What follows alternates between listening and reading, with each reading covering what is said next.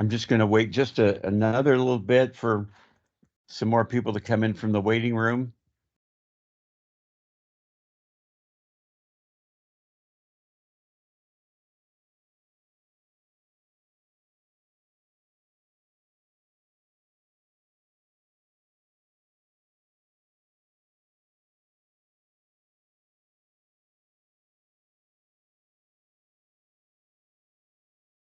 Well, let's go ahead and get started this morning.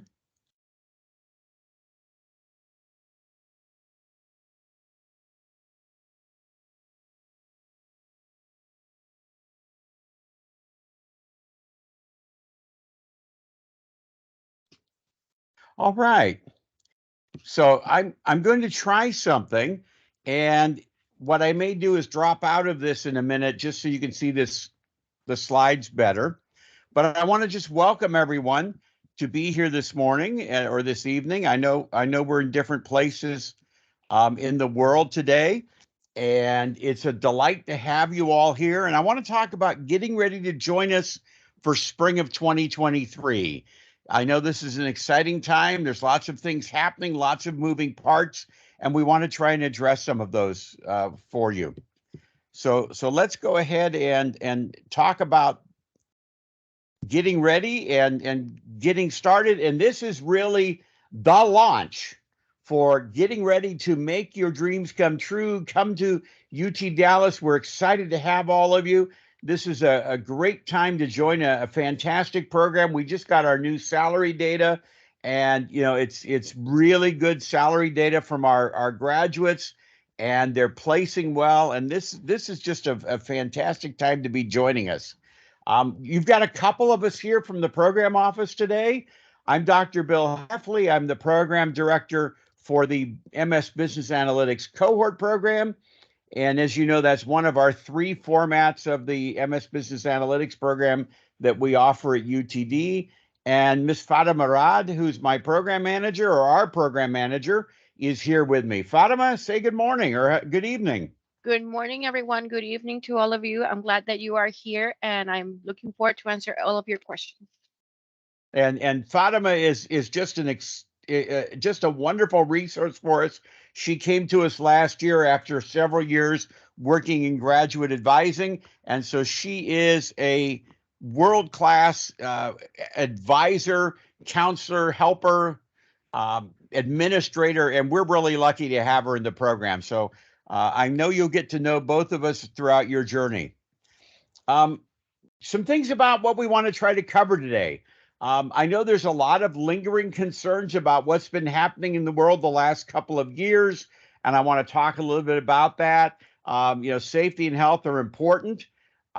We want to talk about getting you enrolled in classes, but we also want to touch on some things about your arrival and making sure that your arrival is smooth. And I'm going to point out some barriers and road bumps that are things that you need to pay a special attention to.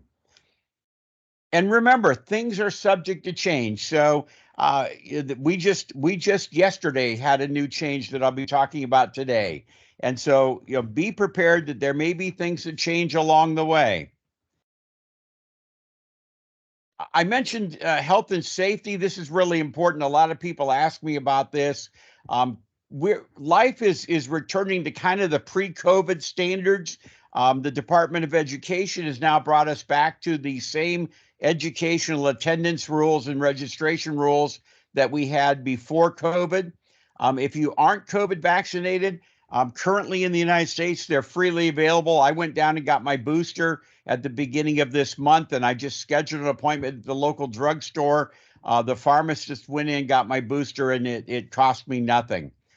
Another important thing to remember is that all of our international students are required to have health insurance, and they can do that through the Student Health Insurance Plan, and that's going to be automatically assessed to your fees when you arrive in the spring semester. But one thing that's important to know is if you already have health insurance that will cover you in the U.S. and it meets or exceeds the requirements of the Student Health Plan, you can, excuse me, you can ask for a waiver of that health insurance, and then save yourself that money because you're already paying for a plan. And for many international students, that's not the case. But for some, especially if you're here in the US already, perhaps as a dependent of someone on a work visa, you may be covered under their insurance at work. And that will allow you to save a little bit of money on your student health fees. So I want to mention that just to get started, because I know that over the last couple of years, COVID and how it's impacted the whole world has been a big concern for people. All right. The big thing we want to talk about is scheduling classes and getting here to start school. We're going to have classes available. I'm going to show you the details about what's being offered in the spring. We want to share that with you. It's also extremely important, and I cannot emphasize this enough, that when you arrive, and I'm going to say this about 3 times today, when you arrive, you must inform the International Students and Scholars Office using the visa update form to complete that onboarding and let them know you have arrived in the US. If you do not do that, there comes a time when your visa gets canceled and you're halfway through the semester or partway through the semester, and you get a notice from ISSO that says your visa has been canceled because you failed to report, you failed to let us know you're in the United States, the immigration people have canceled your visa. And at that point, you only have 2 options. You have to lock yourself down and stay here in the States and make an appeal to try to change that, or you can vacate the United States and go back home and then reapply for a new visa. That's expensive.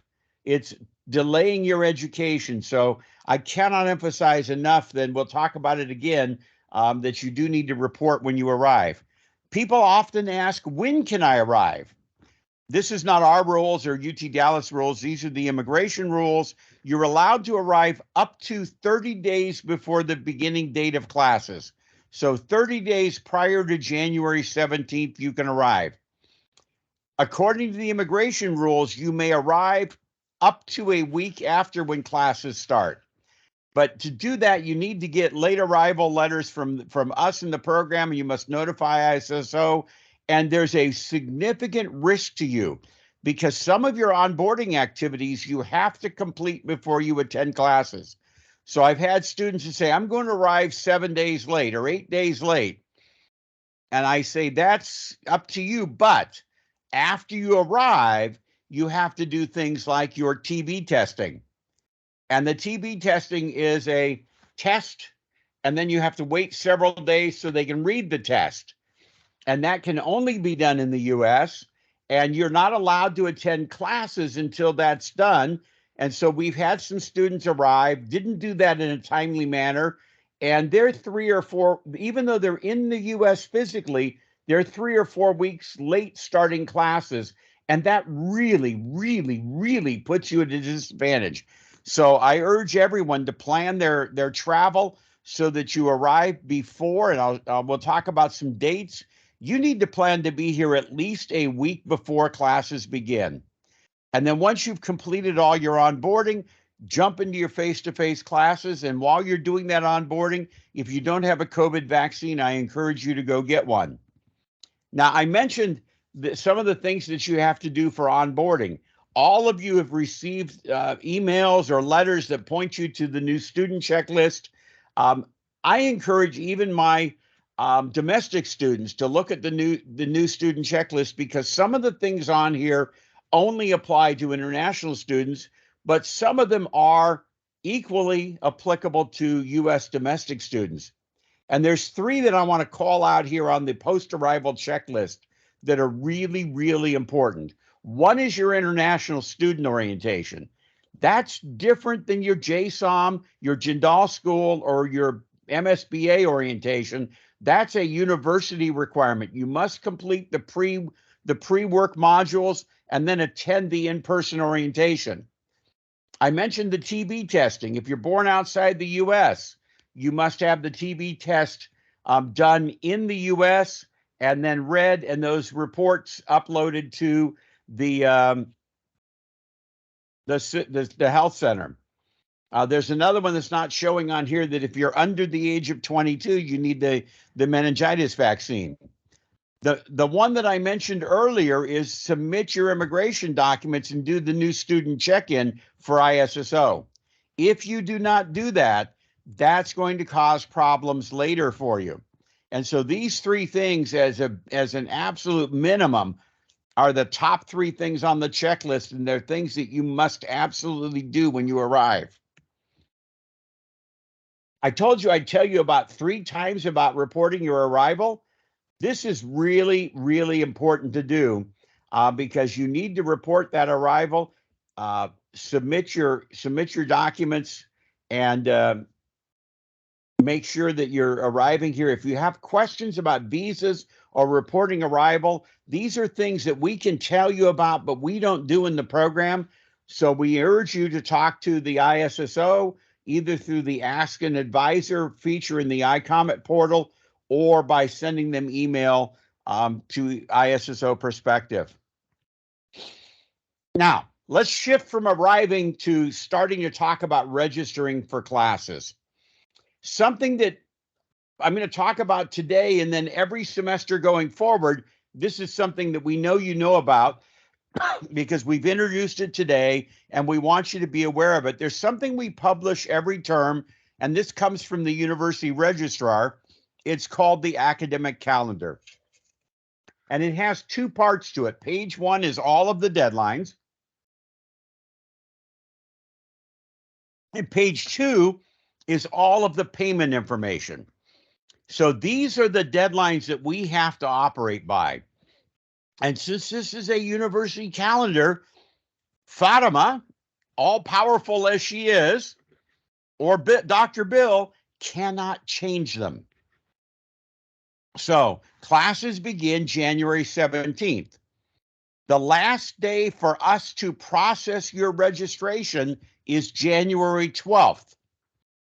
If we process it after the 12th, or you're doing adds or swaps, there's a deadline of January 24th, and I've circled that one because that's really important.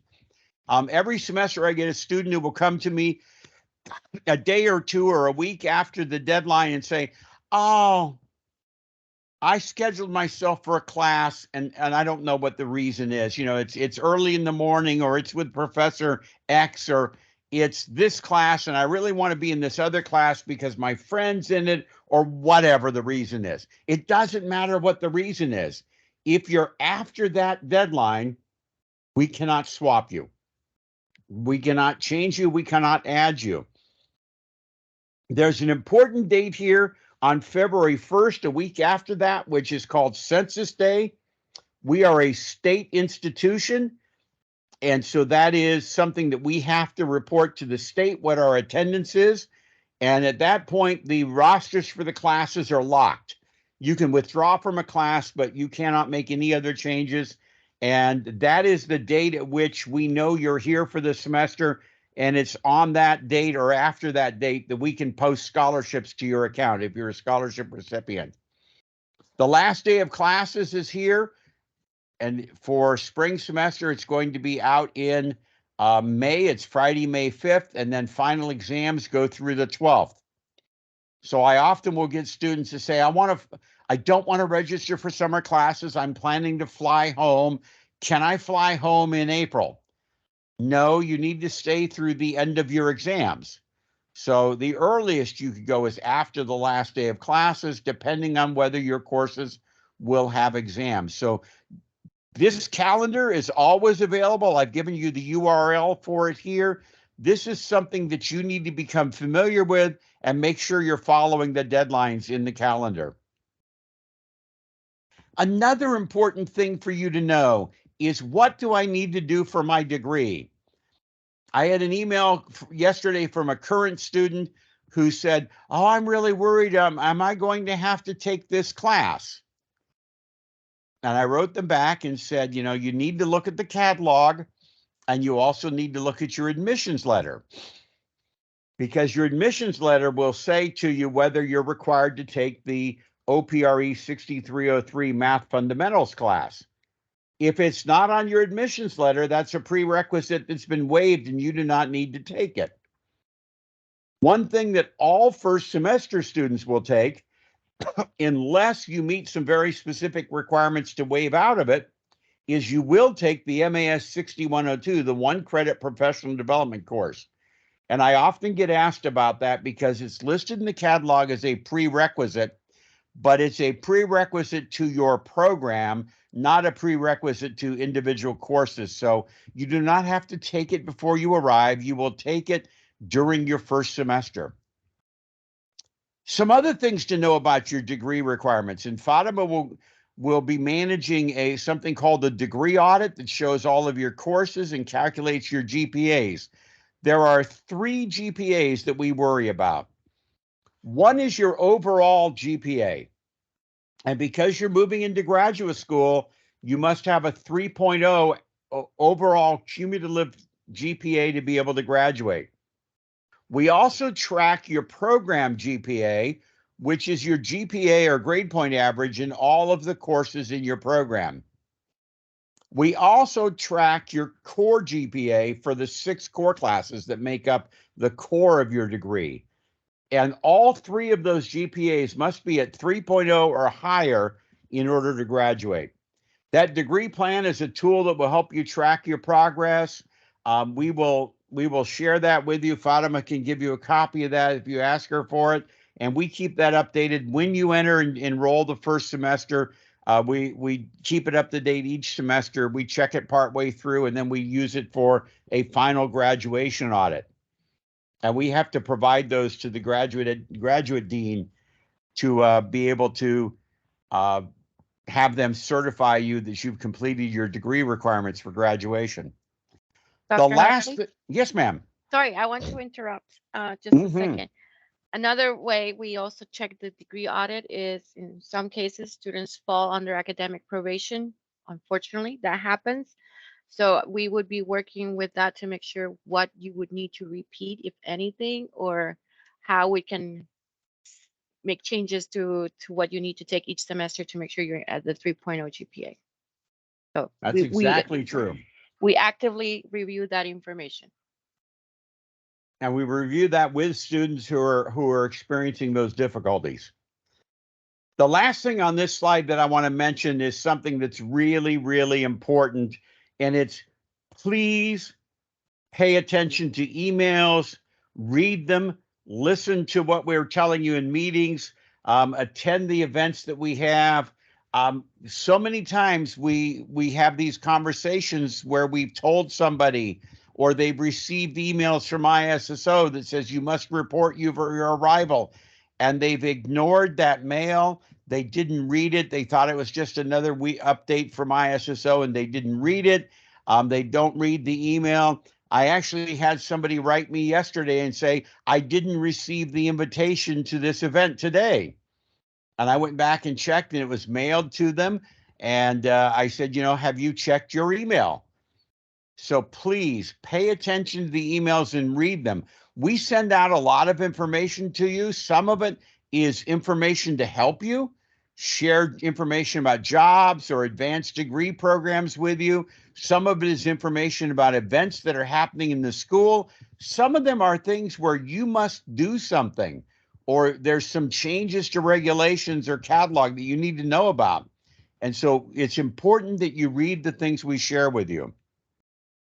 Another important thing that you need to do is if you go into Galaxy in your Student Center, look at the Tasks tab, and you may have some holds or some to-dos. Some of the holds I don't worry about because we use holds for both positive things and negative things. As a cohort student, you're always going to have 2 holds on your account.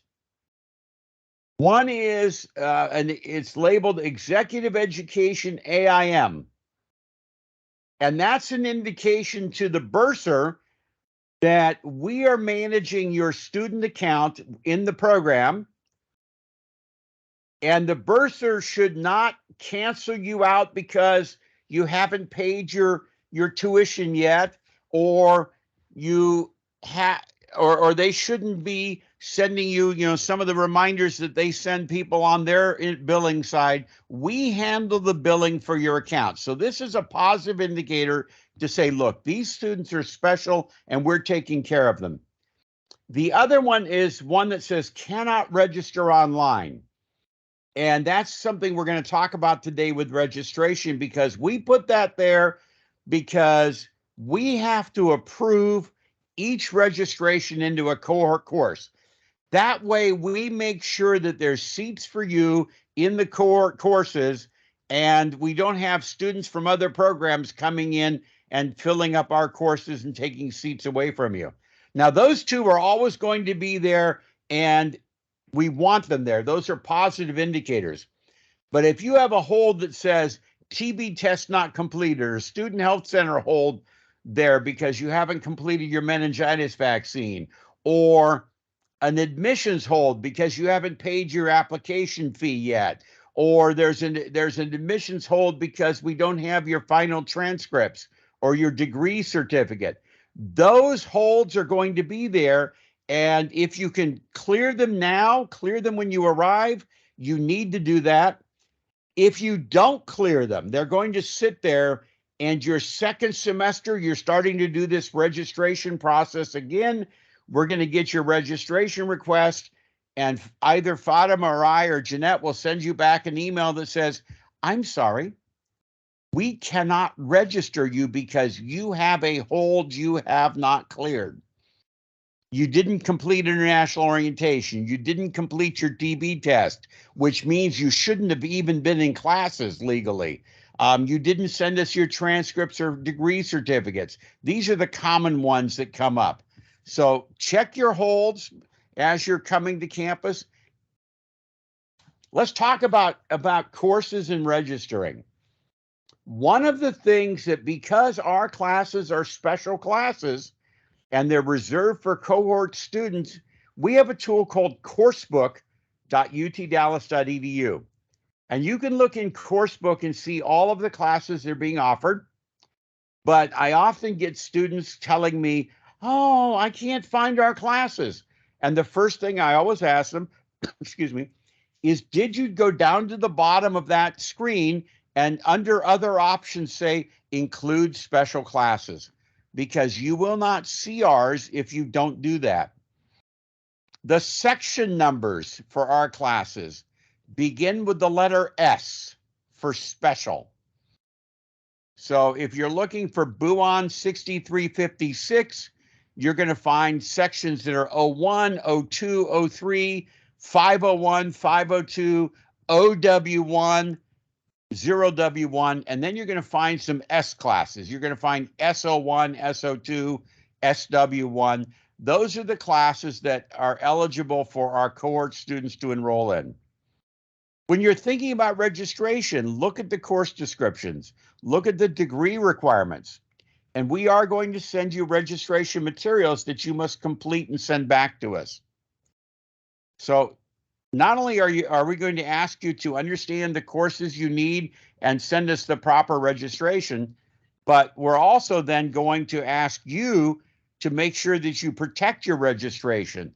So make sure you complete all of your check-in requirements and all of your orientation requirements so that you can properly register. Now, some important enrollment considerations.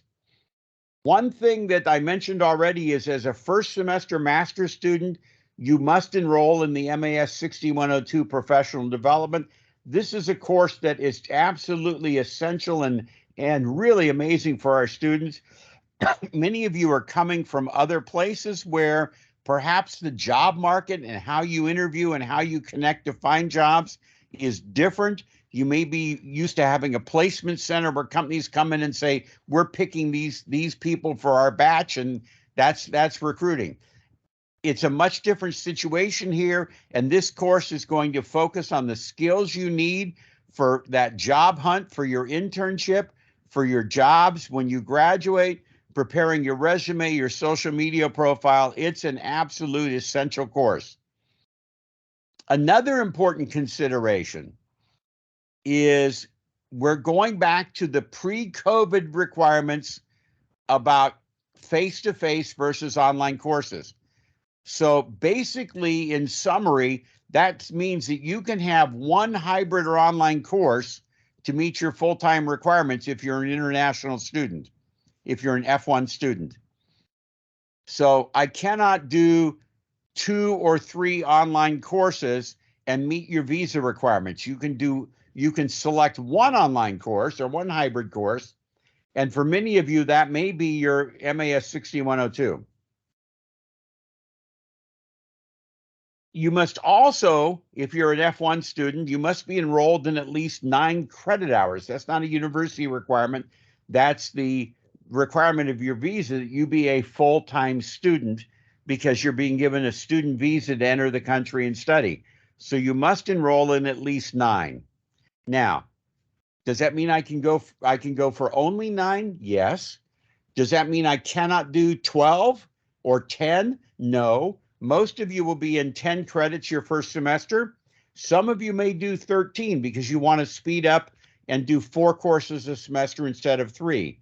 The overwhelming majority of our students do 9 in the first semester. They do 10 credit hours each semester. So they do 9, 9, 9, 9, and then they're graduating. If you don't receive that email with registration information, please reach out to us and let us know. But before you do that, check your junk folder to make sure it didn't go there. Check your UTD email, because that's where we're going to be sending it. And the important thing that I want to emphasize about enrolling and getting ready is, if you need to contact your college or university to get your official transcripts and your degree certificates, and you need to maybe go there and pay a fee or fill out a form in person or do something, please do that before you leave to come to Dallas. It's really important that you get that process started so that those are here for your final documents for enrollment purposes. Now, let's talk about what students normally enroll in their first semester. This is the typical program that is on the website, on our microsite. And a first semester student normally will take the Advanced Statistics course, BUAN 6359. That is a prerequisite for BUAN 6356, BA with R. They'll also do BUAN 6320, the Database Foundations. And they will do MAS 6102. If your admissions letter says that you need to complete OPRE 6303, the math fundamentals, then you need to do that in your first semester.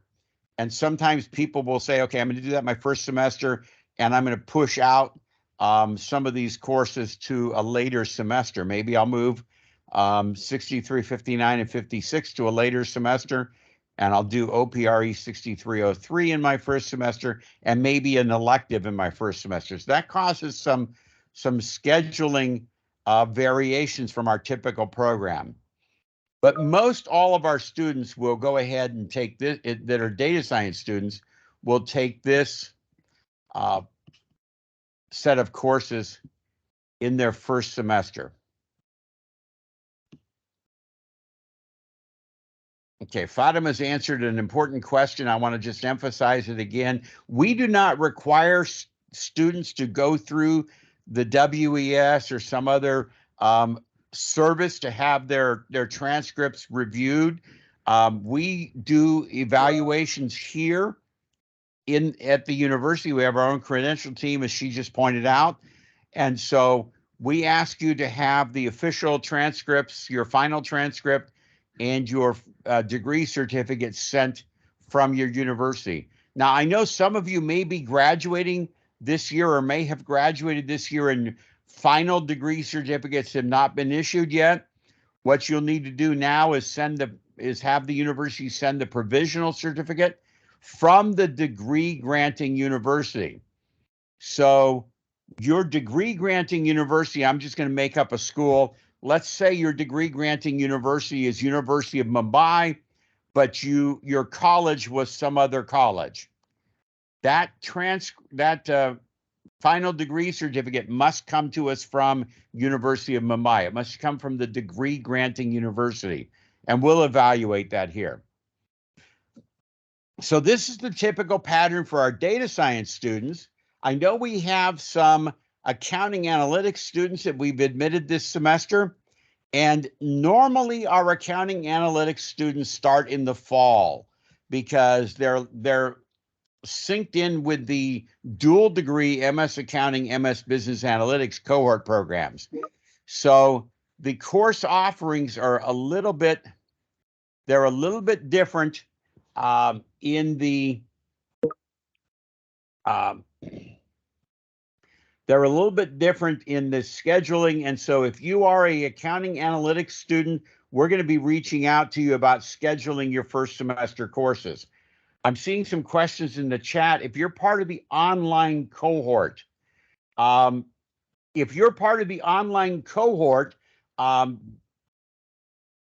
I don't know which degree program you were admitted to, but if you're part of the cohort online program, that is not this session. This session is only for the cohort program that are going to be face-to-face here on campus. Professor Shecker will do some other orientation for the online cohort. Fatima, do you know when that session's going to be? Yes, that session will be on November 10th, and I will be sending out the information on that. Rio, I will add the online email on the chat box. So contact me if you are an online student. And one of the big benefits that we have is that Fatima works with both our online program and our cohort program. Now, there's a question about the university had sent the transcripts, but the to-do list is still showing. So you need to give some time for those to go through processing and evaluation before they're checked off the list. Okay. Now, I'm not sure if this is MU Scan or Muskan. I'm not sure of the name here. I apologize, but you've got a really good question about should we send these prior to arrival or bring the documents with us? If your university will send them directly to the university, that is one way to send them. If you're going to hand carry them, they must be in a sealed envelope from your university, preferably with a stamp or a signature across the seal, showing that they are coming directly from the university and have not been tampered with. I don't accuse anybody of tampering with things, but it's important that we receive official documents. And so if you're bringing them with you, make sure they're in a sealed envelope from your university. Don't get them from your university and take them home and put them in a plain manila envelope. That needs to be an official university envelope. And when I go in and look at these in the system, I see not only the document, but many times I see the scan of the envelope showing that it came from an official university source. And so that's important. It does, as Fatima pointed out, it does take time for these to post because they're individually reviewed by the admissions team, they're scanned, and then they get loaded to your account. We are going to process registrations whether you have your official documents here or not. But you will not be able to register for second semester if you do not have them here. So we're going to go ahead and send you the registration instructions because you've been admitted, and we're going to go ahead and do the registration for you. All right. Let's talk about the core courses. These are the core courses that are offered this semester. Good question from Shreyu about can we connect to take up more than 3 courses a semester? That would be when you're doing your registration request and you're going to be working with Fatima or I or Jeanette on registration. That's when you would ask for more than 3 courses. So in your first semester, most all of you will ask for 4. Most of you are data science, and you're going to do the BUAN 6356. You're going to do the 6359, and you're going to do the BUAN 6320 and your MAS 6102. Simadur, I'm going to ask you to look at the admissions website, because when on the section about sending documents, it says there that they recommend that they use one of these, and there's about 12 different electronic channels for sending official documents. And they do say that email of documents will not be accepted. And so we don't receive those. They go to the admissions department. So I'm going to ask you to go to the admissions site and check that. Fatima's put the link out there for submitting electronic documents. And so the electronic transfer is one thing. Having somebody send them by email is another thing that admissions controls whether they do it, because I could have my friend over here, Babu. I'm going to have Babu send them to you because he's a nice friend. And I don't know if he's actually the university or not.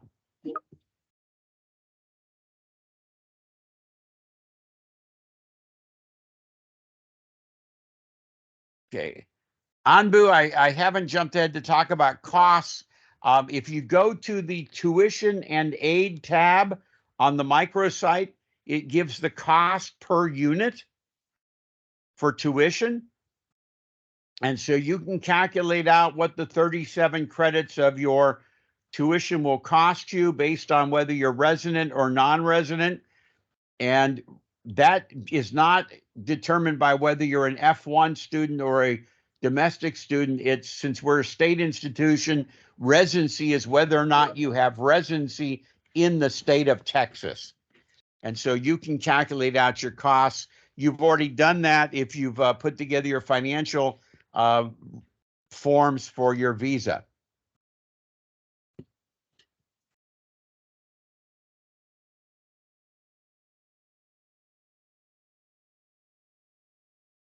Okay, I'm jumping out of talking about registrations to try to deal with some of the questions. And Fatima's answering some of them too. The internship is a requirement of the degree program. You should look at your catalog to see the degree requirements. Monica, we've had this discussion several times that you need to look at the catalog to see what the degree requires. Every student is required to complete an internship. We do not require it to be a paid internship, but I'm going to ask you, ask each and every one of you, why you would give yourself away for an unpaid internship when companies are willing to pay you to do an internship to help pay towards your degree and defer the costs of education. Companies value your work, they value your skills, and the paid internships are a great opportunity to get into the companies and get experience. Fatima, I failed to tell you this yesterday, but one of our favorite TAs that's been in the program for a couple of years and is going to be graduating let me know yesterday that her internship that she's had and she's extended has now turned into a full-time offer. That's wonderful. And we have a student who's going to be doing interesting data science work for Amazon Robotics. And so this is just, you know, a fantastic way to get into companies and get that experience, get that exposure. But it's also a great way to be able to bring in some money to help pay for your education or to pay back loans. The other thing that I will say about unpaid internships, and this is driven by Monica's question, if you're bringing in an unpaid internship, one of the things that we're going to look at, and one of the things that it gets greater scrutiny is this really an internship? Are they really going to be giving you that learning experience that's required for your CPT? Or is this some sort of a sham job that puts you at risk of violating your visa? And so we'll talk more as we get into the program about how we review and approve these. But I've actually had to deny some internship requests because they were fake addresses and companies that were just saying, we'll give you an unpaid internship. And they were literally taking advantage of our students. And unfortunately, there are scam artists in all parts of the world. Okay, let's see.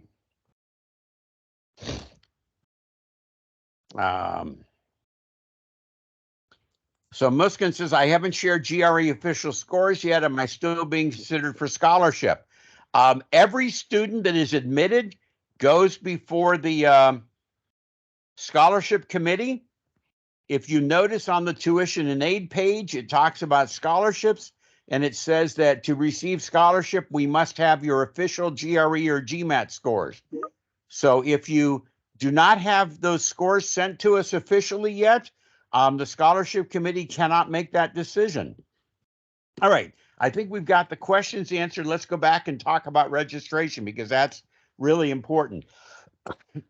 Because of that cannot register online hold that I mentioned earlier, this positive service indicator that's on your account, you're not going to go into Galaxy and do your adds and drops. That means you're not competing with everybody else trying to get into sections and trying to all jump onto Galaxy and do that. We provide in the program a concierge level of service. We will do that registration for you. We will make sure that your registrations are correct and the sections you're getting into are the right ones. And that's why we're going to work with you to do registration. We're going to send you the registration forms, and then you need to send those back to us so we can process them and get you registered into the sections you've asked for. And for most students in your first semester, you're going to be asking for the 4 courses that are right there on the screen: the statistics, database, BA with R, business analytics with R, and the professional development. Now, we've emailed you a questionnaire about your spring plans. Please, please, please respond to that. One of the things that's really important is you may be in a situation right now. I'm sorry. I just have to. Nickel, I totally agree with your point out in the chat, but I can't legally say that. But I so totally agree with you that this is a situation that I think is not tenable. So Sartik, you asked, can I finish my course in 3 semesters if I take 12? And I'm going to answer that in a way you're not going to like. Maybe. And here's why. You need to be here if you're an F1 student, you need to be here 2 long semesters, a fall and a spring, before you can do your internship. So if you're coming in spring, you need to be here spring. Summer, you're not required to register for, but you can. Fall, you need to be here for, and then you can do your internship in spring. So you would be here spring, fall, spring, and then there's summer, which you could either take no classes or you could take classes. And so you're actually finishing in 4 semesters, and then you'd be going straight from that internship into your job. There are people who do that. There are also students who do the exact opposite. I've had one student who will take an internship and they've extended it for 3 semesters or 4 semesters and extended it out. And so why would they do that? Well, it goes back to the point that we were talking about. Nickel made the comment about unpaid should be illegal, but paid is good. And if I have a company that wants to pay me for an internship for 2 or 3 semesters, I can collect a lot of income to help pay off my education. Now, the summer credits, summer is a shorter semester. So full-time in the summer is only 6 credits. And so that's something to think about. So if you come in spring and you do 9 or 10, you can do 6 in summer. That gives you 16. You do 9 in fall. That gives you 25. You have 11 credits. You have 12 credits left. And you can do 3 credits of internship and 4 classes. But that's probably too much in that spring semester. So you might do your 4 classes and then save your internship for the following summer, where there's more opportunities for internships in summer. They are optional that you register. There's no requirement that you register for summer courses. Fatima's put the link out there for this spring questionnaire. The other thing I wanted to mention about this spring questionnaire, and I've got it here on the slide, if you're going to defer, you need to submit a deferral request. And you need to do that before the first day of classes. So if you know you're not going to get your visa, or you want to defer and come in fall, please put in that deferral request before the 17th of January. Also, if you've gone ahead and registered and then find out you're not going to enroll, please work with us to drop your courses, because if you are registered and classes begin and then you request a deferral, we cannot approve the deferral. You'll have to reapply. Also, you can defer one time for up to 1 year. If you've gone through the deferral process already and want to delay coming again, we're required to ask you to make a new application. This is not the program rules. This is university rules. So I just want to share those with you. But it's important, if you're going to defer, to manage that process and do it before classes begin. Work with us on that. We are going to mail the registration information to you. And so you're going to get that. And the time to send that back to us is as soon as you get it. Make your choices and send those forms back to us so we can get you registered. Part of the registration, I just want to mention this, is you're going to receive 2 forms as a new student. One is something called the tuition payment questionnaire. And it's something that goes over to the business office that lets them know how you're paying your tuition. And then the second is the registration form that gives us the courses that you want. And so as soon as you get those back to us, we can get those processed. There's been a couple of questions, Fatima, about changing. I want to caution students to be really careful about changing. And that is because you can move from cohort to flex. If you move before you start classes, you have to apply to flex. If you move after you've been here a semester, you have to go through a different form, but it's just like a new application, and you have to meet all the requirements for admission to flex. It's not an automatic admission. So some students will find out they're denied, transferring. One example of that, Fatima mentioned probation earlier. If you do not perform well in your first semester and you say, oh, well, my problem is I'm in cohort and I'm paying less tuition, so I want to move to flex and pay more tuition, but you're on probation, you're not allowed to change programs until you come off probation. So it really does depend on your situation. The degree that you receive from any one of the 3 programs is the same. It says MS Business Analytics. It doesn't say which. The differences between programs are the scholarships, because Ambesh says, I didn't apply for cohort scholarship. Ambesh, good news. You don't have to apply. If you look at the tuition and aid page on our microsite, excuse me, it says that all cohort students are automatically reviewed for scholarships. And so you can look at that. You can look at the tuition on our tuition and aid page, and then you can go over and look at the bursar page for fees for the other programs and see what that is. And so you can make that change if necessary. And Fatima put out a very important point is that for scholarship consideration, we must have your official test scores. We review those on a holistic basis, just like we do for admissions, but we do require the official test scores.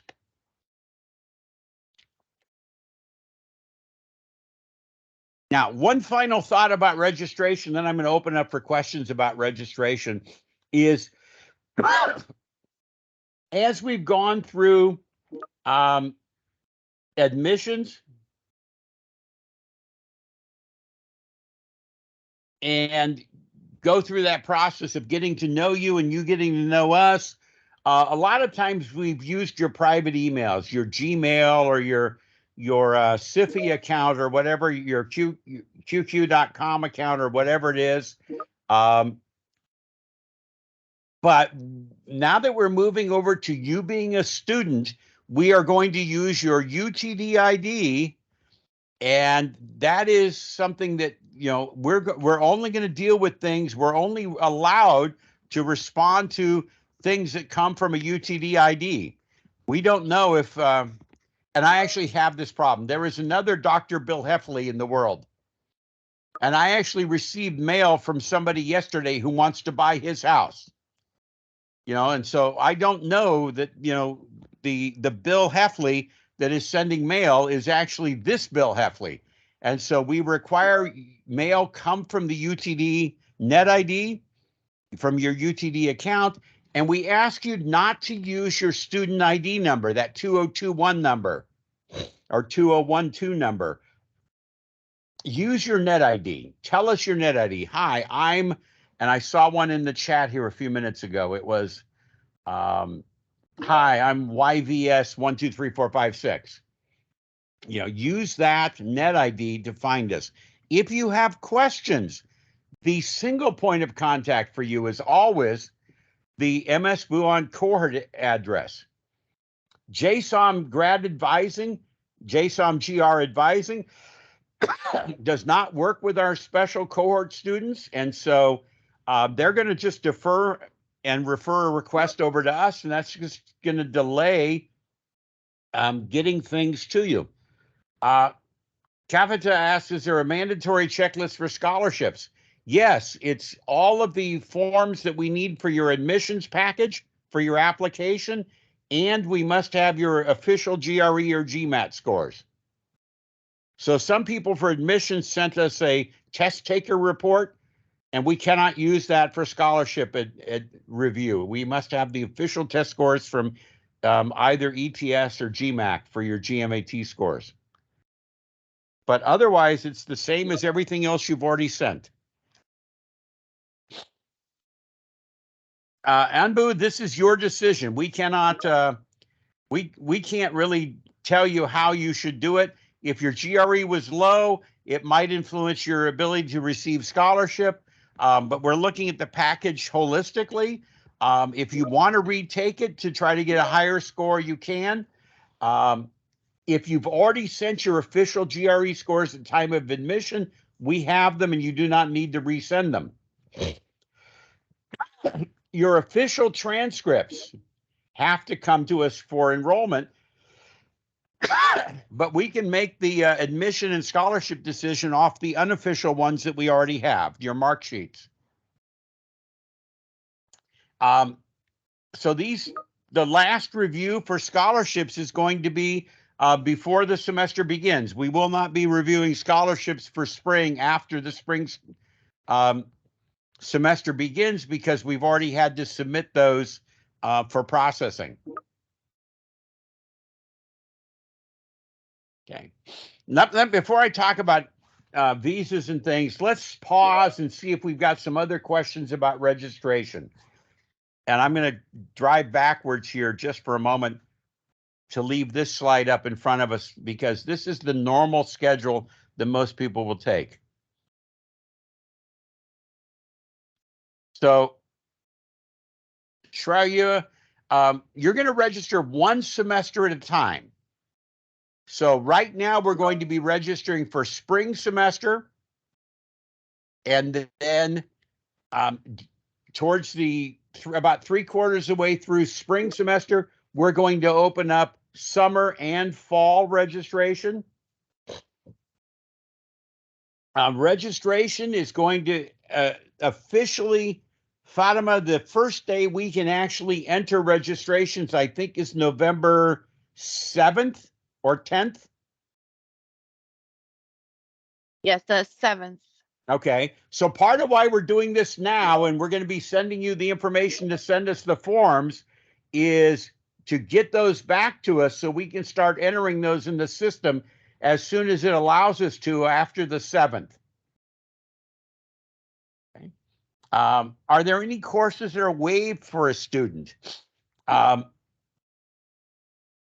I don't have a slide here today to talk about waiver, but if you think about waivers, you must either have a equivalent graduate level course, or you must have had at least 6 units undergraduate that are equivalent to request a waiver.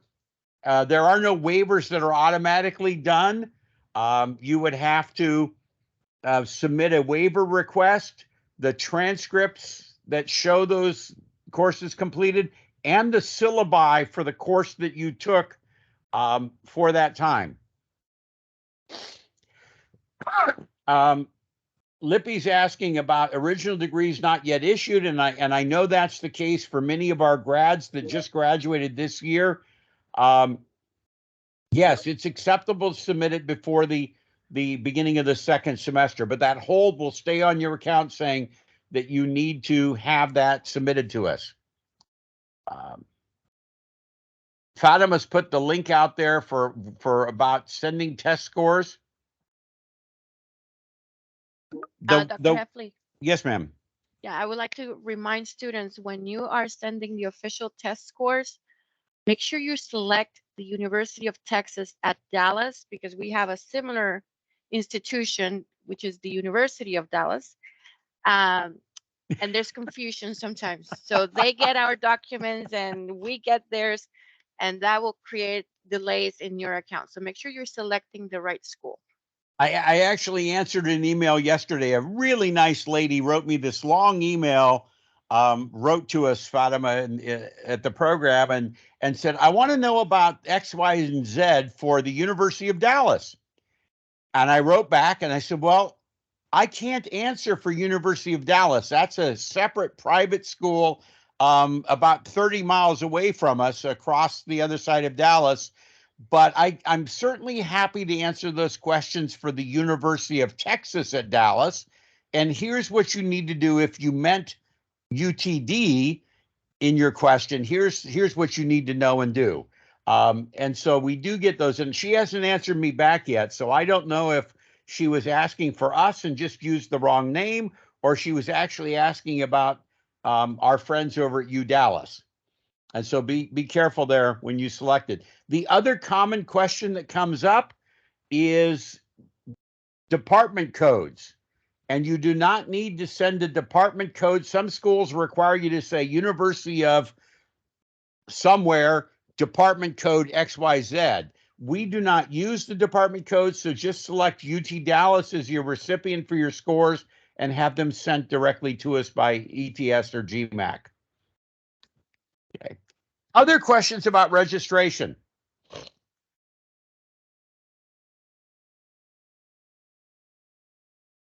Typical first semester courses. Well, we've been answering a lot of questions as we went through. Maybe that's a good sign. All right, let me jump forward then. I want to talk about a couple of other things.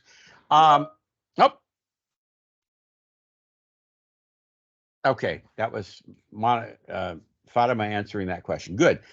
Something that I want to remind people of. If you're coming from abroad, you must have a proper student visa, whether it's an F1 or a J1, depending on your status, to be able to attend classes. if you're coming here and you're saying, well, I have a tourist visa, I'm just going to go ahead and enter as a tourist visa. That will cause you problems later with immigration. It's not a university thing, but it will cause you issues because a tourist is not allowed to study. And so that is an important thing to remember. If you're having trouble getting your visa appointment, I know somebody told me recently that they're scheduling visa appointments for next, I think it was next July at the embassy in Delhi. Check the cities that are close to you. Check the consulates that are in other cities in your country. Check to see if maybe you can go to another nearby country and get an appointment for a visa interview. I've actually left Mumbai and flown across the Gulf to Doha to do things, and then came back the next day. This is advice to you. The other thing to do is, and you know this better than I do, but pay attention to the embassies and the consulates, because as we come closer to the beginning of semesters, many times they open up more slots for interviews for students that are going to be attending. Okay. Fatima's answered Ambesh's question and the one about internship. An internship, you can look in the catalog. It is a requirement of your degree. There are several different ways that you can meet that requirement. Some students will choose to do it through the BUAN 6009 course. And I know because of the course numbering 6009, the first two digits are really significant. 6 tells me it's a master's level course, and the first 0 tells me it's a 0 credit course. So some students will take a 0 credit internship. That means 0 academic credit. That has a plus for you because you don't pay tuition for a 0 credit course. It has a negative for you because it's a 0 credit course. It doesn't count towards your 36 credits. So some students will do an internship and they'll say, okay, I want to do the 6V98 internship course, and the V is variable. You can choose it for 1, 2, or 3 credits. And some students will say, and the example we were using before about coming in spring, summer, fall, and then next spring, you want to do that internship, or the following summer, you want to do that internship. Some students will do it for 3 credits, and they'll take all 3 credits of their internship on one internship.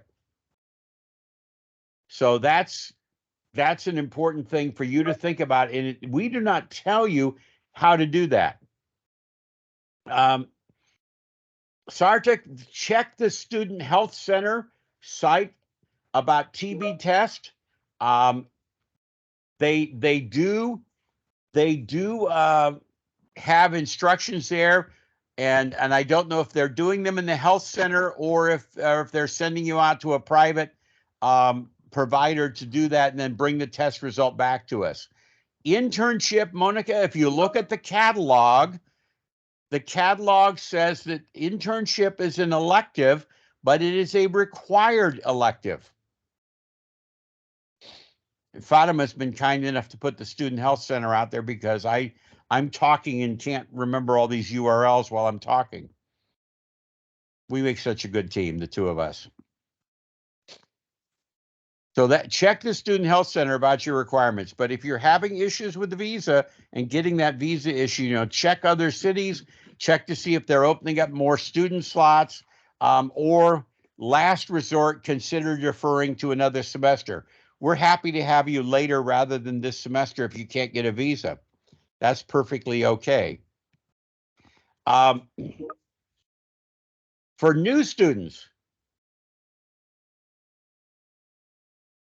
okay, before I talk about new students, let me stay with the course selection questions that Lippy has.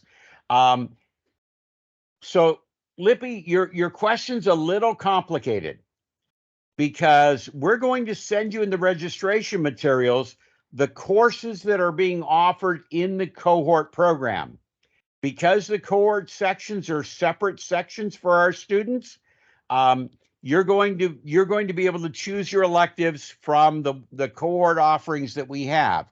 And we offer electives that are in the data science track, in the accounting analytics track, and there's a couple of electives that we put in there that are technically data engineering track courses, but many of our data science students want them kind of as a prereq to getting into some, not a prereq in the formal sense, but it's something that helps them with their data science work. Now, the second half of your question, and this is something to think about, is the catalog, and this is why I keep saying go back and look at the catalog. The catalog says that you are allowed to take 2 courses from any, I don't have a slide on that, I'm sorry. You're allowed to take 2 courses of any JSOM master's level course as part of your degree elective requirements. So you could choose to take a BUAN course that is in the Flex program, that is maybe a marketing analytics track, or a finance analytics track, or a cybersecurity track course. If you take that course from the Flex program, you are going to pay the tuition of the program that is offering the course. So you're going to be paying Flex tuition. If you're wanting to take a course, and I'm just going to pick one, I want to take a new product development or an entrepreneurship course or a product management course. Those are not BUAN courses. You can, if there's room in that course when you send us your registration form, you can get into that elective, but you're going to pay the tuition of the program that it is offered in. So you might be taking 2 cohort courses at cohort tuition and then 1 course at the university graduate tuition, and you'll pay that. I was dealing with this with a student yesterday in our financial office. An international student pays $1,528 times 3, which is about $4,584 for a 3-credit course. The 3-credit course in the Jindal courses in the regular graduate programs was being billed to their account at, I think it was $5,764.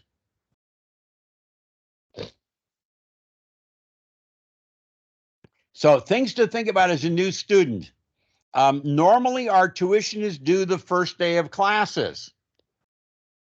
Scholarships, as I mentioned earlier, are going to post after the drop deadline, after Census Day. And so if you are a scholarship recipient, you can do a couple of things. You can pay your tuition in full. And some people like to do that because then when your scholarship posts, you're eligible for a refund. Some people say, I need to wait until the scholarship posts and then pay the balance.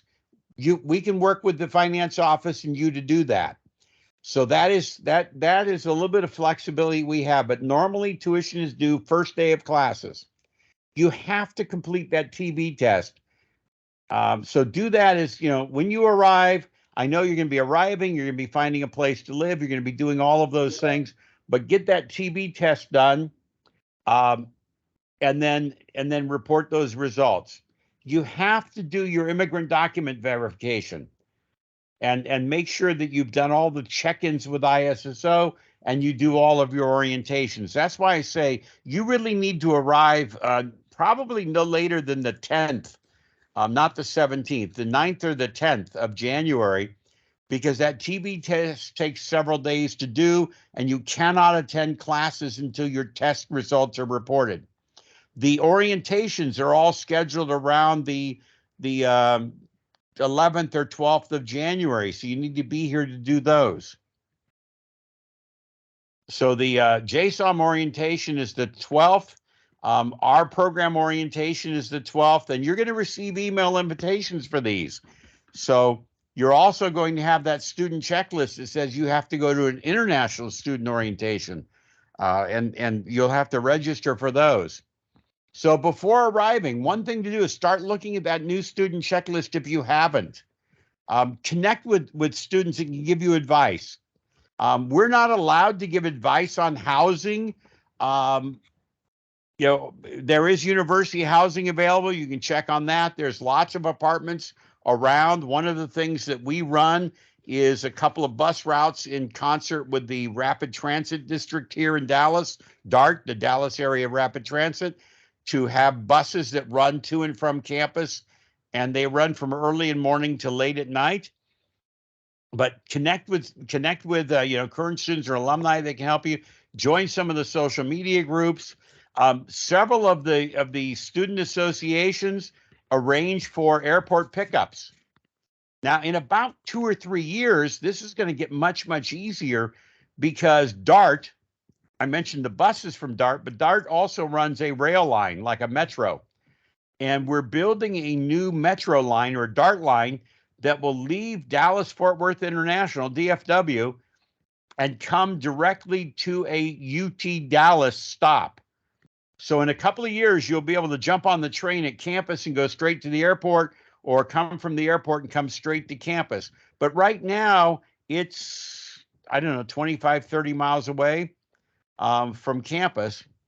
And so many of our organizations arrange for student pickup and accommodations. And then the other thing to do is start looking at the map and start figuring out where the Jindal School is. Where's the health center across in the student services building? Start to get yourself acclimated and familiar with campus. Come to campus before classes start and see where your classes are going to be. Find out where some of the services are. Check out the student union. Shoot a game of pool up there. Relax. I mentioned ISA. ISA is one of 400 different student organizations on campus. And so they do lots of things to accommodate students, to help them, guidance in different ways. So, you can go to SOC, Sierra Oscar Charlie, or Student Organization Center, soc.utdallas.edu, and you can find all of the roster of the student organizations. And if you didn't believe me, here's a small set of them that I've just selected a few: the African Student Union, the Arab Student Association, the Bangladeshi, BSA, Bangladeshi Students Association. Some of you know that there's two things that I'm a fanatic about. One is food, and the other is coffee. And I say Bangladeshi Students Association, I'm still salivating over the pakoras they had in the event about 4 years ago. I mean, I just say BSA and my mouth starts watering. The Chinese Students Association, the Japanese Students Association, the Nepali Students Association, Nigerian Students Association, Pakistani, Sri Lankan, Taiwanese, Vietnamese. And these are the ones that are for, regional students from a particular region. But then there's also so many organizations that are interested in technology or in some other interest. I used to have an office in Gangnam in Seoul, and so the fact that we have a K-pop club is kind of cool. There's groups that are religious groups, social groups, interest groups, groups for students from a particular area. There's over 400 of them. So one of the things I'm going to encourage you to do is get connected with the clubs, get connected with the groups. And this is one of the things that really sets UT Dallas apart from a lot of colleges, is we have so many activities going on. Another question that often comes up is, okay, the reality has set in. I've been admitted. How am I going to pay for this? There's some questions that have come up today about tuition and scholarships, and how do I pay for this? And how can I get a paid internship to help pay for my education? One of the things that our colleague, Professor Schecker, who is the program director for the Flex and online programs, one of the things he did a few months ago was a webinar on how to fund your education. And, I certainly recommend students do that. We have the scholarship program, but I also recommend all of our students look for scholarships from other third parties. Look for them. Some of our students use other things that aren't bank loans. They might use Empower or Prodigy Finance to fund their educational loans. Yeah, and those are all options that are open to you. And I give you the link here to Professor Schecker's webinar because it's a really good resource for you. So start thinking about what you're going to do in the spring. Most of you, if you're data science track, you're going to do database, BA with R, advanced stats, and your MAS 6102. Get that enrollment form from us and send it back to us. If you have questions or you say, I really want to put off, maybe I want to put off one of my courses and take an elective instead this time. Look at the list of electives that we have. And they'll be on the list for you. We ask that you enroll as soon as you can. Send it to us so we can get those in, so we can get seats reserved for you. And in the meantime, stay safe, stay well, take care of yourselves. And we're really looking forward. We're excited about seeing all of you. We've still got time for questions. There is not an official social media group. I know that there's different groups that are out there and some of your colleagues here on the chat may jump in and say, here's the Telegram, or here's the WhatsApp, or here's the group. But there isn't a university official social media group for incoming students. I need to jump in and say that some of the questions that I have answered before in those chats and groups outside of our program, the information usually pertains to flex students and may not relate to cohorts. So be very careful when you're seeing any information out there.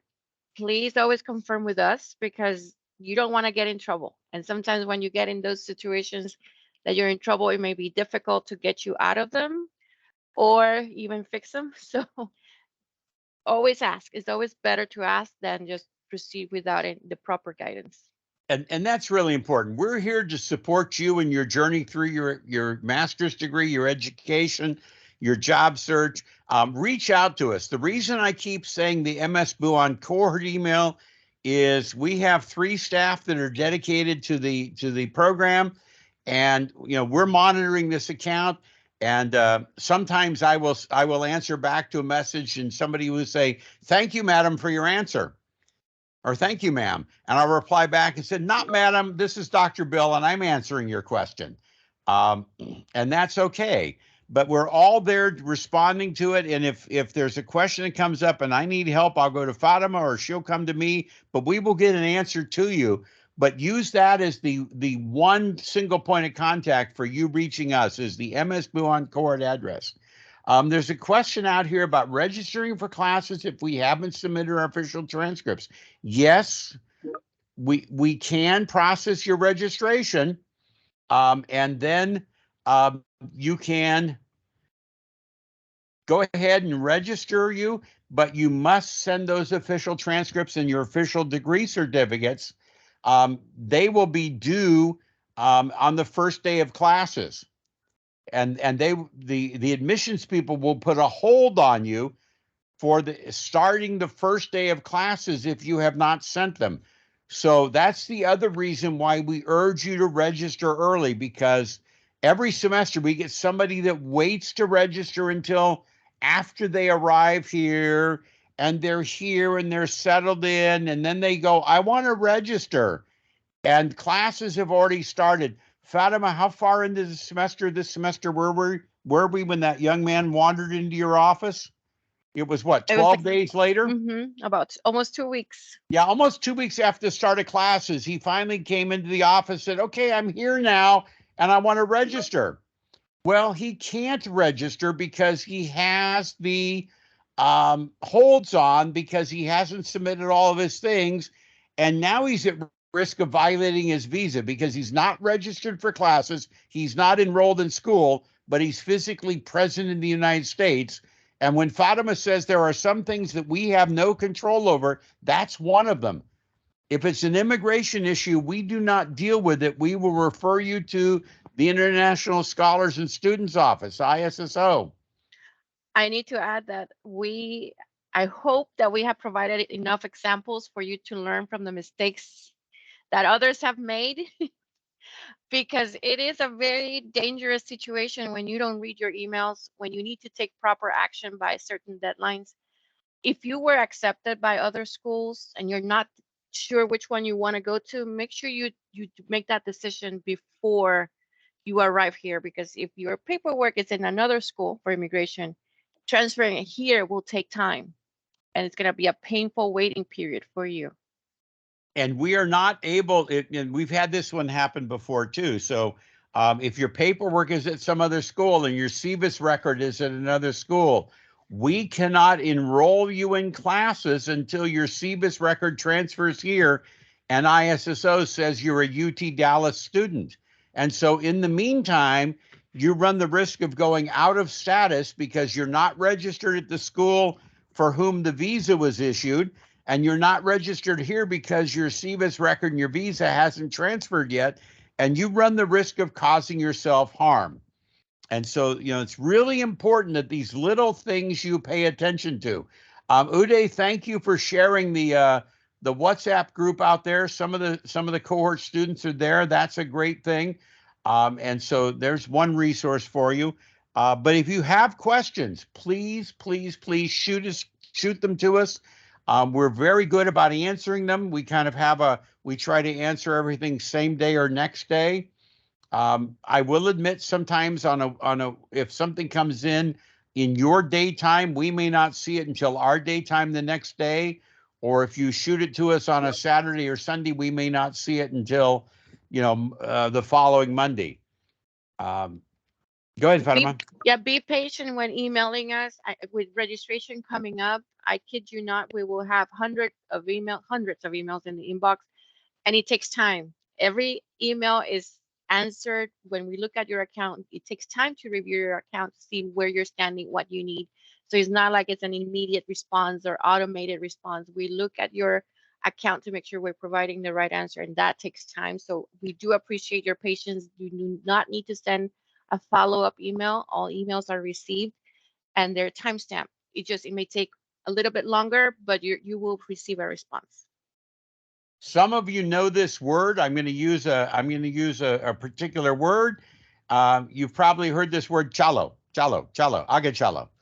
Saying chalo, saying hurry up, do it now, isn't going to help us get to your mail in the queue, because it's just going to add 1 or 2 or 3 or 4 more mails in the queue that we have to go, hurry up about what? We haven't seen your original message yet because it's buried 40 messages or 50 messages down, and we're working through them diligently. And we do all work on the box together and collaborate to support our students. So be patient with us. Ambish has asked a question about internships. And Ambish, you could not do 6 credits of internship for your degree. I'm going to be very precise now. You cannot do 6 credits that will count towards your degree, but you can do 2 or 3 or 4 internships. Now, how do you do that, Dr. Bill? I'm going to use the worst case, 4 internships. So we're going to take the first one as a 0 credit.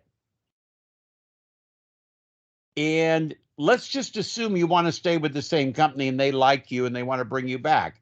So the next semester you ask for 1 credit. You choose how many credits you're asking for. We don't tell you. You say, I want to extend my internship. The company's given me a new offer. I'm gonna do 1 credit internship. So now you've been 2 semesters. You only have 1 credit. If you stop there, 1 credit doesn't fit into 3 credits of degree, so you might need to take a 3 credit course to hit your 36 limit, your 36 requirement. But let's say they want to bring you back another semester. You can then do another 1 credit. You can do another 1 credit. And so you can do 4 semesters. The only thing you are not allowed to do, and this is important because ISSO will step in at this point, If you've completed your degree requirements and you're just staying in the degree to do another CPT, you are not allowed to do that. So that's the one exception to what I was just saying, is if you've completed your degree requirements, you must graduate, you must keep making forward progress towards your degree. So Kath, I can't answer your question about how long, because I don't know how long it will take for GRE or ETS to send your score. I don't know how long it will take for it to get processed and posted to your account. And then we're going to have to pick it up in our scan. And so we will do, we always do every semester just before the semester begins. We do one last pass through all our admits that are enrolled and check to make sure that everybody who's eligible has gone through the scholarship committee review. And so we will do that again this semester. What's the minimum duration for an internship? Okay, Monica, we've answered this question already today. An internship, if you look at the catalog, is an elective. And it doesn't count towards your GPA because an internship course is pass or fail. Leapy, you were asking about minimum duration. So that's another thing that we're going to talk about when we look at internships. They're going to go first to the university career center to make sure it's a legitimate company. Is this a real company? Is it a legitimate degree? Not a degree, but a legitimate job. And then after it's finished their review, it's going to come to us in the program to review, and we're going to look to see if the job is legitimate. Is it aligned with your degree program? And so if you ask me to do a job, some of you know that I have a thing about coffee. Here's my coffee cup right in front of me. If you ask me to be a barista or a coffee walla, I'm going to deny that because that is not aligned with your degree. If you ask me to do data analytics of customer loyalty and customer retention data for Tata Starbucks, that's a legitimate data science or business analytics job, and we will approve that. Once we've made that decision, then we're going to look at the number of hours that you're working. You must be working a minimum of 240 hours to receive 3 credits of credit. 160 hours for 2 credits and 80 hours for 1 credit. So if you have a 40-hour-a-week job and you're doing it for 15 weeks over the semester, that's going to be 600 hours. You're eligible for 3 credits.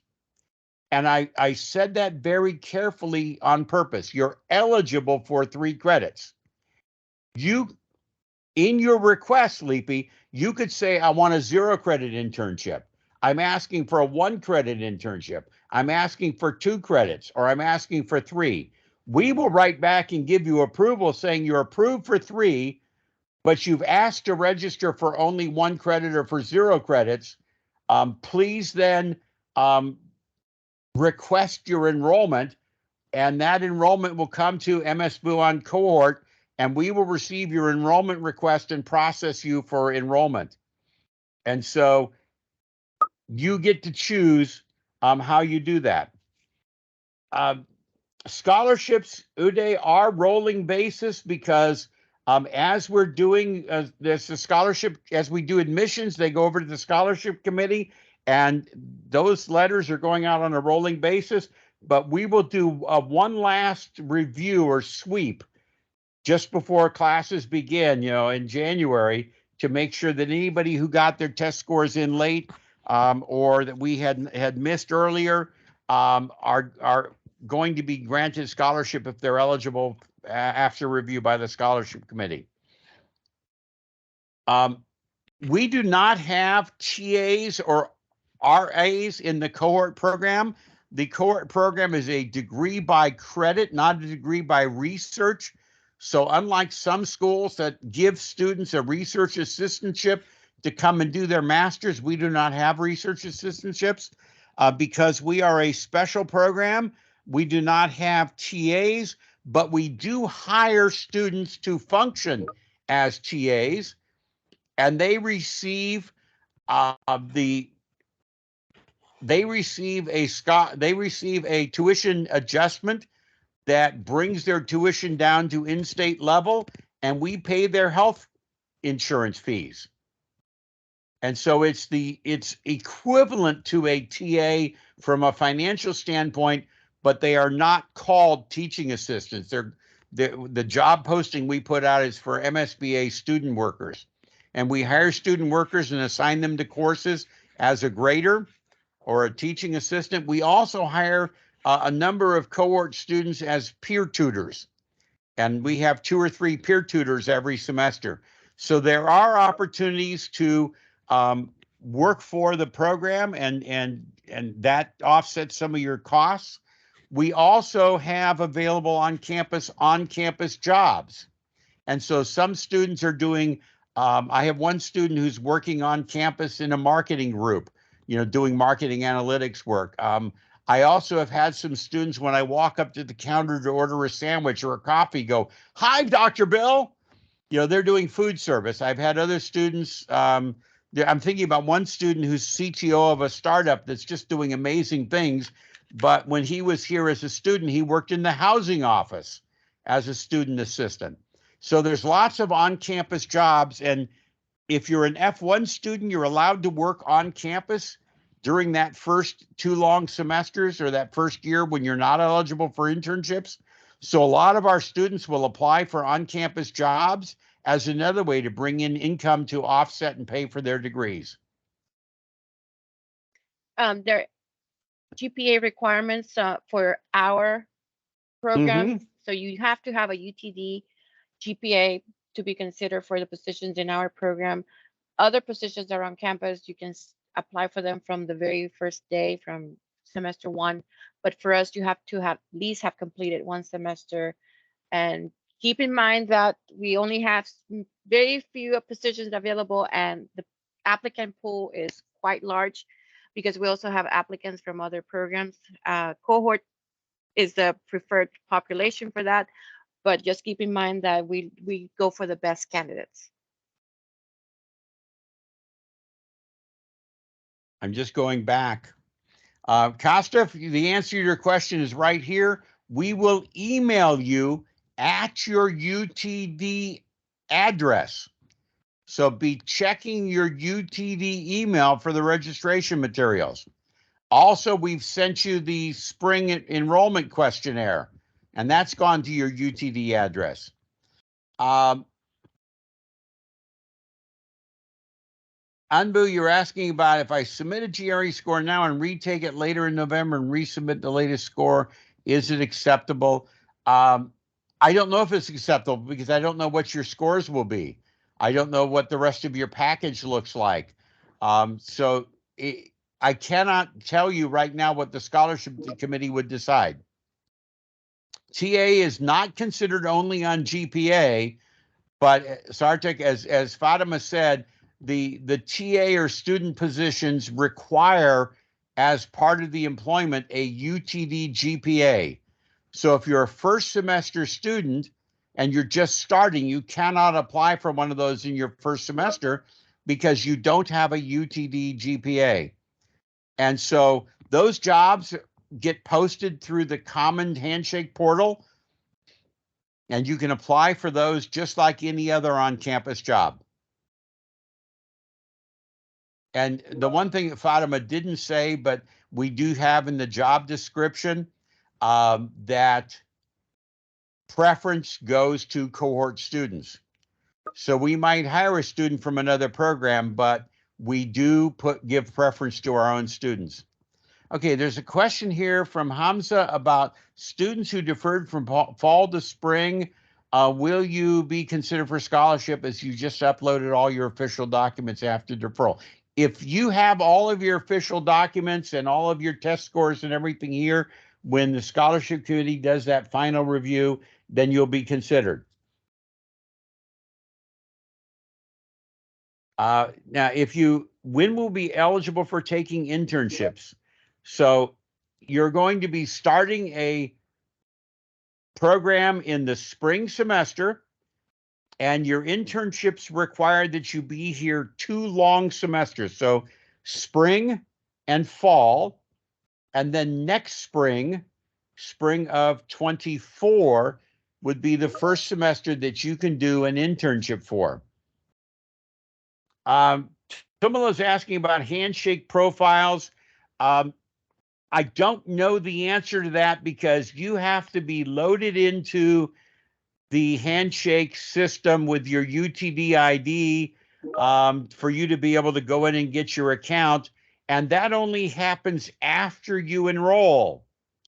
So this whole thing we're talking about enrolling and registering for your classes is really, really important because that sets off a whole series of things that happen after that. So you won't be able to go into Handshake and find your UTD profile until you you do that. There's a question out there about taking courses in another school.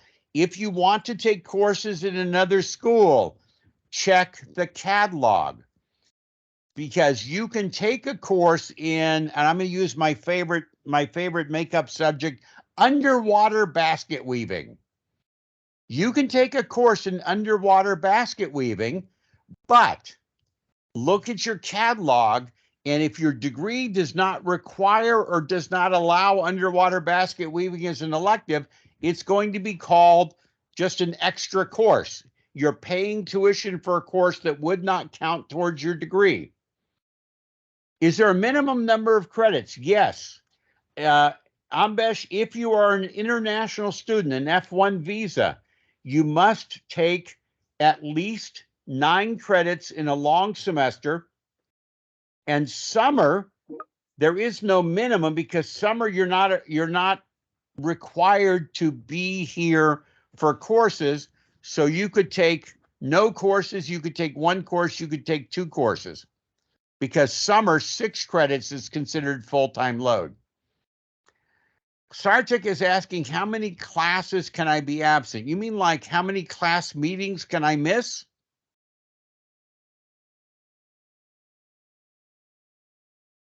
Okay, that's not a university policy. You'll have to look at the syllabus for each instructor. Some instructors will have an attendance policy. I know that I expect students to be in every class because you're paying for the class, you're paying for the tuition, you should be there, and there's no way for you to learn it and take part in the discussion and the activities if you're not in the room. But that is a decision that you can make. And of course, other things happen. People get ill and they get in an accident. They're going to miss a couple of classes or something. I know that I have had somebody this semester who had a death in the family, and they had to fly home for a couple of weeks. When you're doing your registration, you can go to the coursebook tool and see which courses and which professors are teaching the courses. So we have a couple of sections of 6356, and you can see which professors there are. One of them right now says staff because we're waiting to assign a professor to that based on some changes that are happening.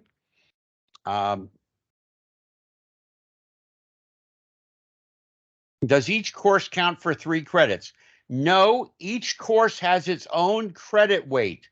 So BUAN 6356, I know, is a 3 credit course because 63, the 3 in the second digit of the course number, tells me how many credits it is.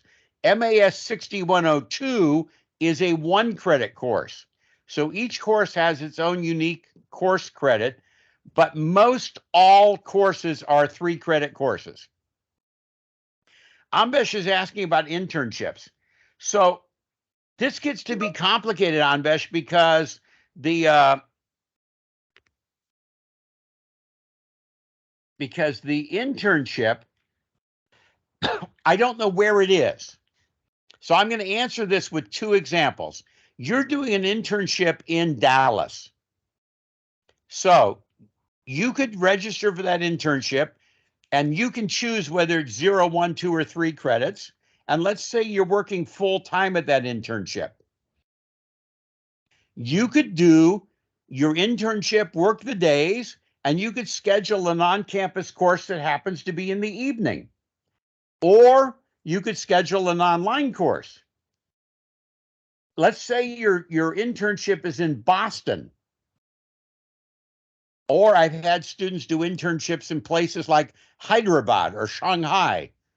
So you're doing your internship away from Dallas, then you're registered for some number of credits of internship, and you could then do, an online course and take one other course. Fatima, did you want to add something to that? No, but I wanted to go back to what Sartek asked about missing courses.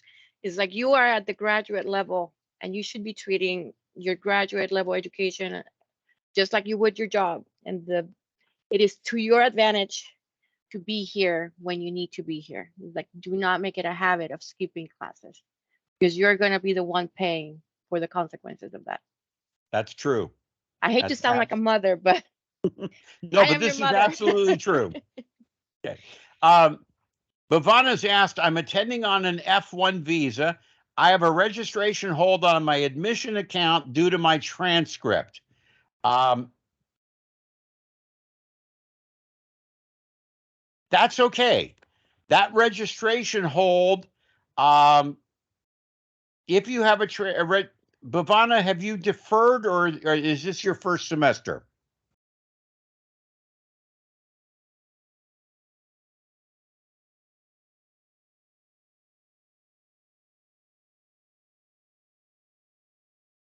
Okay, but were you admitted for spring or did you defer from another semester? Okay, you were admitted for spring. You probably do not have a transcript hold.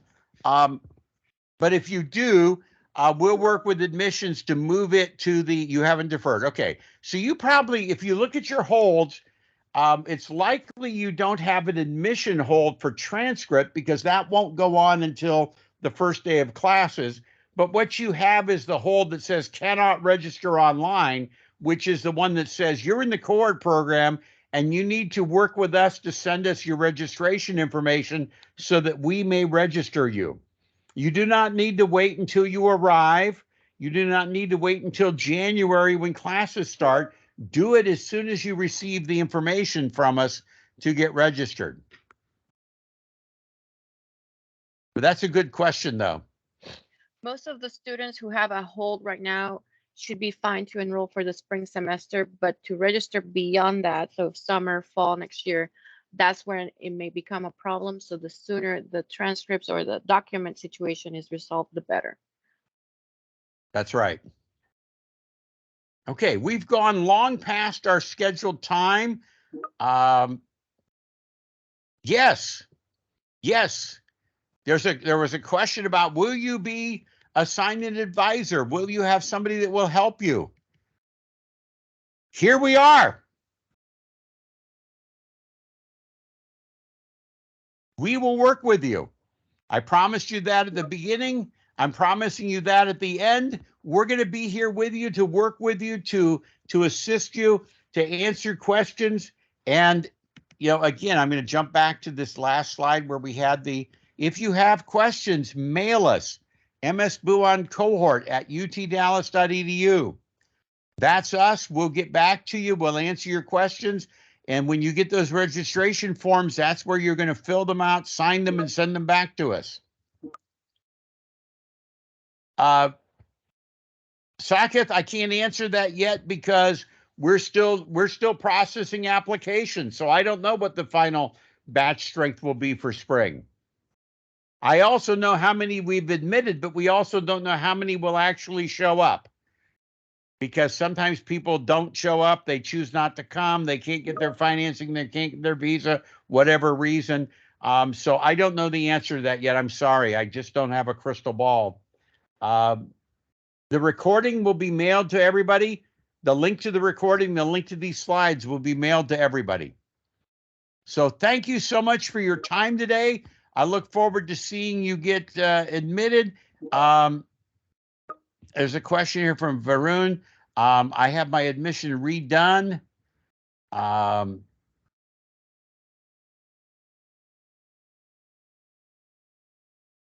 So you've applied, you've admitted once. Varun, you're gonna have to send us mail because I'm not sure what your circumstances are here from your note. So send us a note, we'll check into it and get back to you. Thank you so much for being here today. We really appreciate your time and your questions. If you have other questions, shoot us an email, please. Thank you so much. Thank you Varun, I'm all. looking forward to that email. Bye. Bye, everyone. Okay, I have stopped recording.